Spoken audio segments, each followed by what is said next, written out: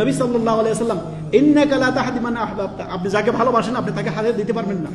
ওয়ালাকিন্নাল্লাহু ইয়াহদি মান ইয়াশা, আল্লাহ যাকে চাইবেন, রব্বুল আলামিন যাকে চাইবেন তাকে আল্লাহ হেদায়েত দিবেন। তো আমি যতই আপনার বাবাকে ভালোবাসেন, আপনার মাকে ভালোবাসেন, চাচাকে ভালোবাসেন, নিকট আত্মীয়কে ভালোবাসেন, যে সে সঠিক দিনের মধ্যে আসে যাক, সে কোরআন সুন্নাহর প্রতি আসে যাক, আপনি দাওয়াত দেন, দোয়া করেন। গত লাস্ট পর্বে আমরা একটা আলোচনা করেছিলাম সহিহ বুখারীর হাদিস দিয়ে, প্রত্যেক আগের নবীগণ দোয়া করতেন যে আল্লাহ আল্লাহুম্মা গফির লিকওমি, হে আল্লাহ আমার এই কওমকে আপনি হেদায়েত করেন, এই কওমকে আপনি ক্ষমা করে দেন আল্লাহ। ফাইন্নাহুম লা ইয়ালামুন, আল্লাহ এরা জানেন, এরাও বুঝ। অতএব আপনি যখন দাওয়াতের ভূমিকা নিয়ে যাবেন, আপনার সামনে আপনি যতই কোরআন হাদিস দিয়ে কথা বলেন, তার কাছে বড় হুজুর আছে, অনেক বড় মুরব্বী আছে, তার পিছনে বহু বড় মুরব্বী রয়েছে। এত বড় মুরব্বী বলে আর শেষ করা যাবে না, তিনি কেরামতের ছলাছলি তাদের কাছে। অতএব রাসূলুল্লাহ সাল্লাল্লাহু আলাইহি সাল্লাম নিজের চাচাকে কত চেষ্টা করলেন হেদায়েতের বা কালেমার বাক্য পড়ানোর জন্য, শেষ পর্যন্ত সে মুরব্বীদের চোখের দিকে তাকাচ্ছে।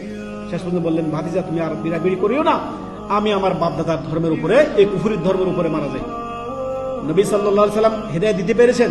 আল্লাহ তাআলা তো স্পষ্ট বলেছেন, হে রাসূল সাল্লাল্লাহু আলাইহি সাল্লাম, আপনি যাকে ভালোবাসেন তাকে আপনি হেদায়েত দিতে পারবেন না, তবে আল্লাহ চাইলে আল্লাহ অবশ্যই হেদায়েত দিতে পারেন। সুবহানাল্লাহ।